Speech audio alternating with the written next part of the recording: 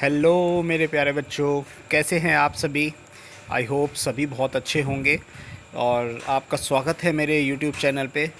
हम यहाँ पे केमिस्ट्री पढ़ रहे हैं, नाइन्थ क्लास की। एग्ज़ाम सभी के स्कूल्स में होने वाले हैं, ठीक है। तो टेंशन तो नहीं ले रहे एग्ज़ाम की, कोई भी टेंशन लेने की ज़रूरत नहीं है। आप लोगों ने बहुत अच्छे से सब कुछ पढ़ रखा है। आपको ज़्यादा से ज़्यादा क्या करना है, अगर किसी को भी कुछ डर लग रहा है तो आप एक बार जाएं, वीडियोस दोबारा से देखें, लेक्चर्स दोबारा से देखें, और आपको कोई भी घबराने की ज़रूरत नहीं है। हर एक क्वेश्चन का आंसर आपको वहाँ से ज़रूर मिल जाएगा, अगर आपने अपने कॉन्सेप्ट्स बहुत अच्छे से पढ़ रखे हैं तो। ठीक है, तो घबराएं नहीं, पढ़ते रहें, अच्छे से रिवीजन करें। ठीक है, शुरू करते हैं आज का लेक्चर। आज मैं आपके लिए और कुछ इंपॉर्टेंट क्वेश्चंस लाया हूँ जो कि फर्स्ट चैप्टर से आपके मैटर इन और सराउंडिंग से रिलेटेड हैं। ठीक है, तो और कुछ अच्छे एमसीक्यूज़ देखते हैं जो कि ज़्यादा आपके इस बार एग्ज़ाम में आ सकते हैं। ठीक है, देखें बेटा, फर्स्ट क्वेश्चन बहुत अच्छा क्वेश्चन है, इजीली देखें। ऐसे ही कुछ क्वेश्चंस बनते हैं। आप अगर जो थोड़ा सा आप अपने माइंड में सोचेंगे कि सर ने हमें क्या पढ़ाया था, तो आप बहुत इजीली आंसर्स कर पाएंगे। देखें, evaporation is directly proportional to, evaporation किसके डायरेक्टली प्रोपोर्शन होता है? First is humidity, second is surface area, third is temperature and fourth is wind speed. देखें, और ऑप्शन आपको कैसे दे रखे हैं, एक से ज़्यादा ऑप्शन है, इसका मतलब एक से ज़्यादा ऑप्शन सही है। बिल्कुल, देखते हैं क्या ह्यूमिडिटी के डायरेक्टली प्रोपोर्शन होता है? नहीं। सेकंड, सरफेस एरिया, क्या सरफेस एरिया? हाँ। देखें, एवापोरेशन का नॉर्मली एक एग्जाम्पल हम ले लेते हैं, जैसे हमारे कपड़े सूखते हैं, ठीक है। कपड़े सुखाने में क्या होता है? एवापोरेशन होता है, ठीक है, सभी को पता है। अब वहाँ पे एवापोरेशन होता है अगर, तो सरफेस एरिया की को कैसे बताएंगे? एक तो आपने बकेट के अंदर कपड़े रख दिए एक जगह, तो और एक जगह आपने क्या किया कि जैसे हम कपड़े सुखाते हैं नॉर्मली, वैसे आपने कपड़े सुखा दिए। तो कौन से जल्दी सूखेंगे? जो कपड़े आपने सुखाए हैं। तो क्यों? क्योंकि उनका सरफेस एरिया ज़्यादा है, और जो आपने बकेट में रखे हैं वो उनका सरफेस एरिया कम है। तो सरफेस एरिया ज़्यादा होगा तो एवापोरेशन भी ज़्यादा होगा, तो डायरेक्टली प्रोपोर्शनल हो गया।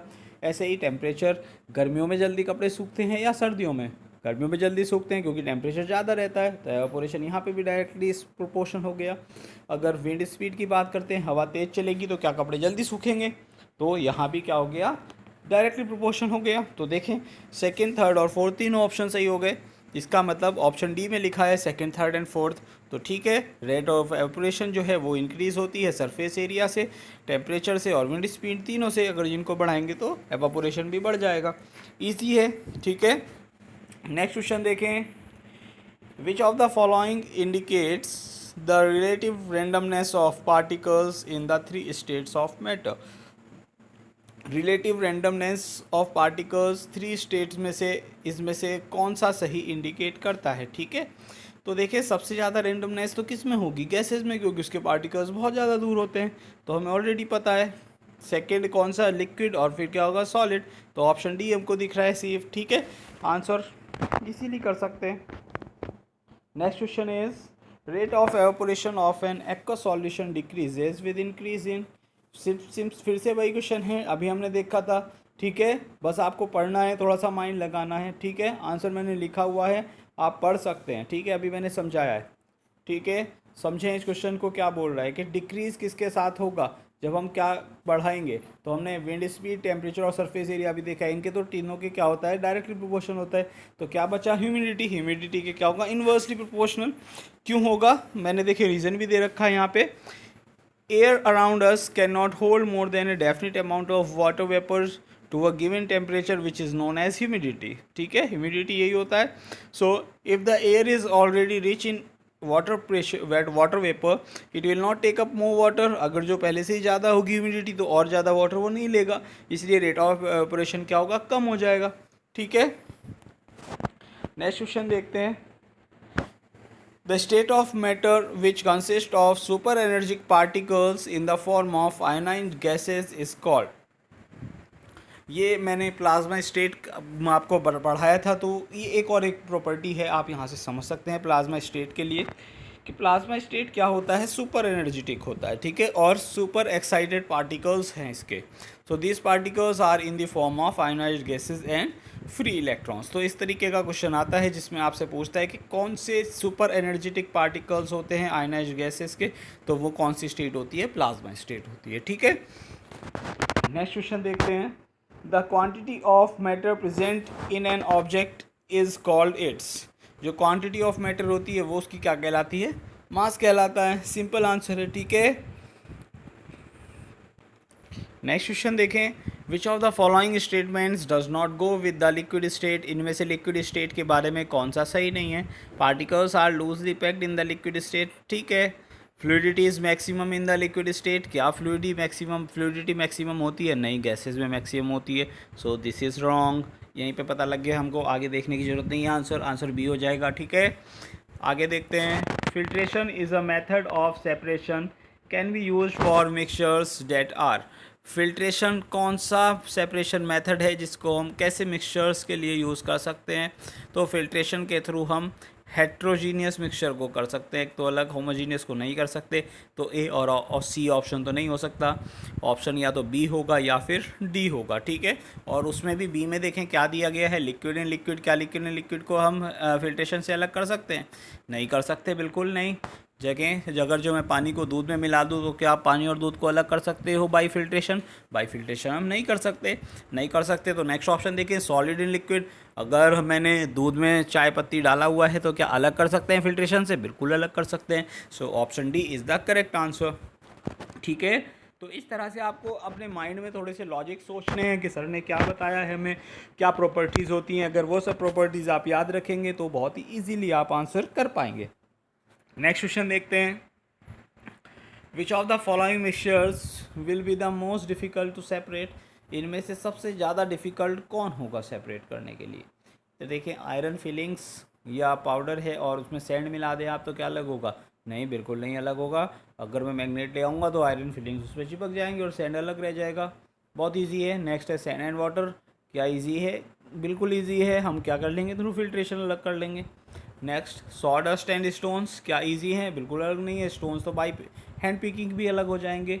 नेक्स्ट है नाइट्रोजन प्लस हाइड्रोजन। और ये क्वेश्चन, अगर दो गैसेज एक जगह मिल जाएंगी तो हम कैसे इसको अलग करेंगे, यहाँ पे हम इजीली इनको अलग नहीं कर पाएंगे। So nitrogen and oxygen mixture is difficult to separate.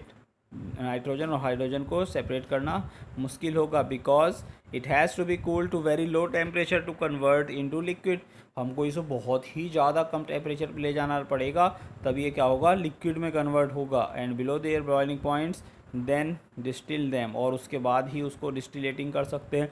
तो ये बहुत ही आसान नहीं होगा, इसीलिए हमारा आंसर क्या हो जाएगा, option D is the correct answer. Next question देखते हैं। देखें, 450 केल्विन टेम्परेचर में be written in Celsius scale as. तो केल्विन को सेल्सियस में चेंज करना और सेल्सियस को केल्विन में चेंज करना, अगर किसी को प्रॉब्लम है तो आप मेरे लेक्चर्स ज़रूर देखें जो मैंने आपको पढ़ाया हुआ है। बाकी मैं यहाँ पे बहुत इजीली आपको समझा देता हूँ। देखें क्या है बेटा, 450 केल्विन है, ठीक है। अब केल्विन को अगर डिग्री सेल्सियस में चेंज करना है तो हम क्या करेंगे, केल्विन में से 273 माइनस कर देंगे, ठीक है।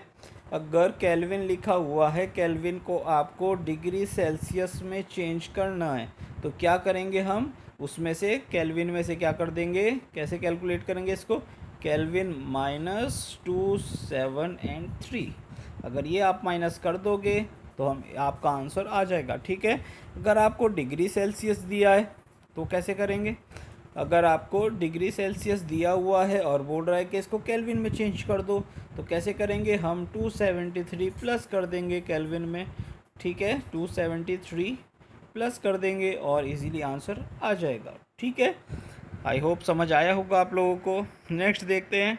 विच of the following states has the least energetic molecules. इनमें से लीस्ट इनर्जेटिक मॉलिक्यूल्स किस में है, तो सॉलिड्स में सबसे कम एनर्जेटिक होते हैं, बिकॉज वो मूव ही नहीं कर सकते, केवल अपनी ज़्यादा से ज़्यादा मीन पोजीशन पे मूव कर सकते हैं। तो जो कम मूव करेगा उसमें ही कम एनर्जी होगी, because kinetic energy is directly proportional to mass and velocity square. ठीक है, तो जिसकी ज़्यादा वेलोसिटी उसी का ज़्यादा क्या होगा, एनर्जी होगी। तो इजी है।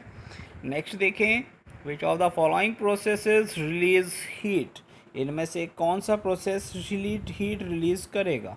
क्या कंडेंसेशन हीट रिलीज करेगा, यस बिल्कुल करेगा। क्या वेपराइजेशन करेगा, नो। क्या फ्रीजिंग करेगा, यस। क्या मेल्टिंग करेगा, no. So option 1 and 3 is the correct answer.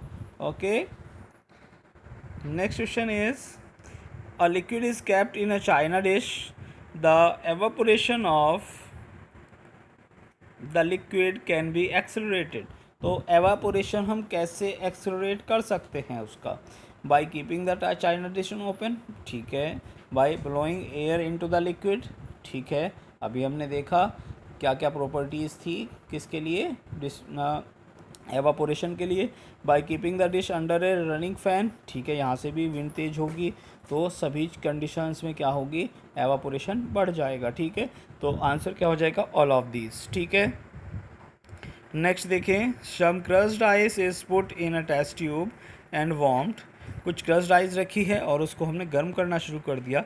The ice melts because it's particles, ice melt होती है क्यों, क्योंकि उसके पार्टिकल्स क्या हो जाते हैं, क्या उसके particles change their size, gain heat energy and escape, energy gain करते हैं और भाग जाते हैं, नहीं, एनर्जी गेन करते हैं, gain heat energy and become closer, और ज़्यादा पास आ जाते हैं, नहीं, gain heat energy and move away from their fixed positions, yes this is the correct answer, ठीक है। तो इस टाइप से आप इन MCQs का बहुत इजी वे में आंसर कर सकते हैं, ठीक है। आई होप आप इसी तरह से पढ़ेंगे और सभी बहुत अच्छे से रिवीजन कर रहे होंगे। अगर आपको कोई भी टॉपिक समझ नहीं आता है जब आप रिवीजन करते हो तो प्लीज़ आप मुझसे ज़रूर पूछें, कोई भी डाउट अपने माइंड में ना रखें, ठीक है। आज के लिए इतना ही, आप इन क्वेश्चंस का रिवीजन करें, बाकी नेक्स्ट वीडियो में, नेक्स्ट लेक्चर में हम फिर कुछ अच्छे क्वेश्चंस देखेंगे। तब तक के लिए थैंक यू स्टूडेंट्स।